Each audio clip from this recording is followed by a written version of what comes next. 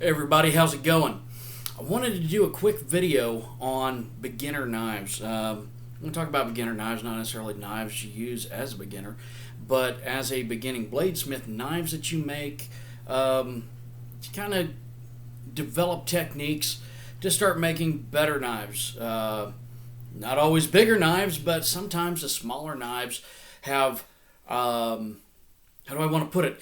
They take more detail. There's more intricacies on a smaller level, on a smaller scale, larger level on a smaller scale than what it takes to make a big Bowie knife, where you're dealing with 10 or 11 inch blade, 5 1/4, 5.5 inch handle. A little easier to get in there and tweak some stuff versus a small little. A little patch knife or something. Of course, there's not a whole lot to do with these. But one, you either love it or hate it, and that is the railroad spike knife. Okay, so I believe it's a federal offense to actually go pick these up off the tracks, but there are other ways to get them. You can actually buy these new. In fact, I think you can get them by the keg full. Now this, a lot of people will twist the handle. I just went with a drop blade, or a drop point on a dropped handle. So what I like about this is, this particular example turned out to be reasonably well balanced. I went ahead and did my DRFW hot stamp on the end here, and these usually turn out to be around equivalent of a 1040, maybe 1045 steel on the high carbon spikes. They are not the best knife as far as a using knife. I'll try to keep this in the light because this still has tempering collars on it. I actually made this in my shop last night. I was working on some tomahawks, which are in the other room, and I said, you know what, I haven't made one of these in years, so I'm going to turn out a spike knife. Now, I did the drop handle here. I used to do a lot of twists. The problem being that when you do a twist, it has a tendency, when you do a quench, to distort a little bit. Heating and cooling has a tendency, expansion and contraction rather, as a result of, has a tendency to distort that, and it can also be a little more difficult to clean up. Now this I'll take and clean the blade up and put it in the cabinet back there, and just be kind of a neat little curio piece. These make a nice letter opener, and I've actually known people who have used these for hunting knives, and that's cool. Not the most durable steel, but I'll tell you what, given the option of one of these versus one of my copper blades that I smelt from copper and do the Native American style, this is actually going to be a little better probably. So it's an integral, so it's definitely a strong piece. Maybe not the prettiest, but definitely for display, just as a curio or as a beginner piece. Kind of a cool, it's a fun start. I mean, they're fun. Okay, blacksmith knives, Viking knives, squirrel tails, curl tails, whatever you want to call them. Take a piece of file steel or high carbon stock, draw out a long tang on it, curl it around. These are about as simple as you can get on a knife, and they are fun. I sell the hell out of these because why? You get a Dustin Rhodes Forge Works knife at a dirt cheap price. Very simple. Very effective, and I'll tell you what, it lets you practice some hammer technique. Tapering, curling, scrolling at times. Much like the railroad spike knives, I used to put a twist in the handle on these. And the problem was when I would sight that blade, I would see my right or left-handed, usually I'm right-handed, and I was usually going clockwise, so I would see that twist and it'd look off a little bit, and then I'd do some straightening. And I finally said, you know what? There's really no need for it. So I'm just going to do a little knife like this. Now this is usually, I think, a 1090 series steel, which is considerably higher carbon than the railroad spike knife. Excuse me. And these do make a serviceable little Skinner patch knife. For those of you who aren't familiar with patch knives, those of us who grew up with black powder firearms, which actually are not firearms by federal definition, but here in Illinois, the commie state, they call them that and try to regulate them as such.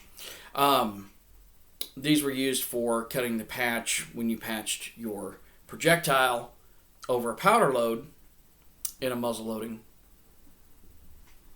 rifle, a smoothbore, pistol, whatever. Pistols you usually had.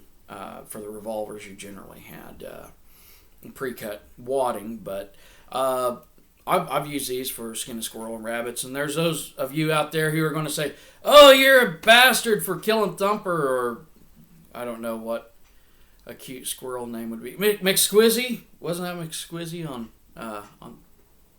I watch a lot of cartoons, I'm sorry. But it makes a serviceable blade. Now you can make these larger. You could potentially, I suppose, baton one of these through wood. Hopefully a larger version. I personally wouldn't. That's why I have a tomahawk and an axe and a hatchet and other fun stuff. But as I progress on, going from steels that are easier to work, like railroad spikes, up onto the file steel for the blacksmith knives.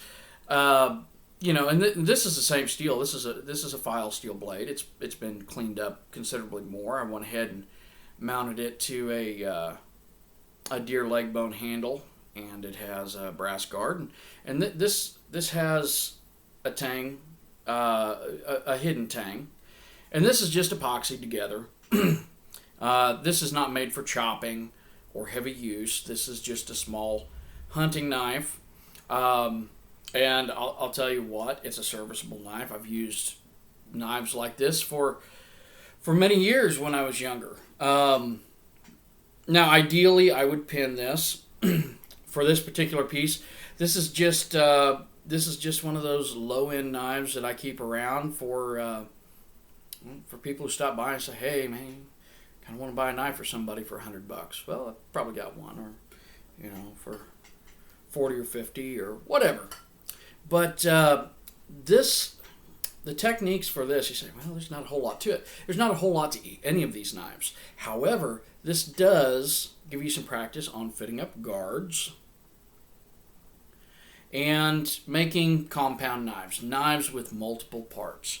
Whereas these, for all the purposes that I'm using them demonstration-wise right now, these are single piece. There's no drilling, there's no peening, there's no fitting. You're going to have to do some fitting to make something along these lines, to make this particular knife. Simple knife to make, fun, and effective. So I just wanted to take a little bit of time, a little bit of an opportunity on projects that a beginning bladesmith or knife maker or just a hobbyist can make, something they can undertake and turn out a fairly fun and reasonable product. Let me grab one more piece out of my cabinet here. The cabinet is quite bare.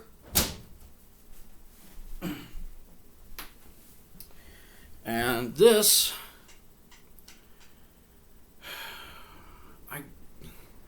it's kind of a tactical kitchen knife. Now this is actually stock removal, a 1095, and I don't know if you can see on the camera or not. Now I do have a bluing transition. This is actually cold blued here, but the rest, this is all acid etched, and this is differentially heat treated. You see some of the banding right there. There's actually secondary banding here, and this is a differentially heat treated blade. Black, I want to say paper micarta, handle scales, and this was made from 1/8 inch 1095 high carbon steel stock. Was edge quenched and acid etched, and I'll tell you what, I actually really like this. I've got another one out in the shop. I'm getting ready to. I'll be putting these online shortly. But why do you need a lanyard hole on your kitchen knife? You don't.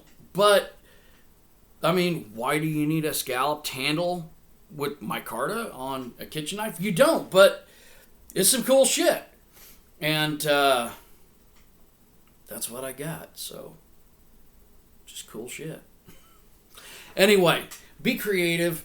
Can you do it? If you can physically do it, yes, you can. Is it the best idea? No. Does this make the best knife? No. Will it make a knife? Yes, it will, by definition. Will people give you shit about it? Absolutely. Will this make a decent little knife? Yes. Will people give you hell about it? Absolutely.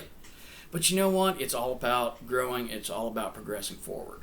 So I'm going to get off here because I got to eat some lunch. I got to get out to the shop and get some knives turned out. Everybody have a great day. Stay positive. Keep making knives. Keep watching Fortune Fire.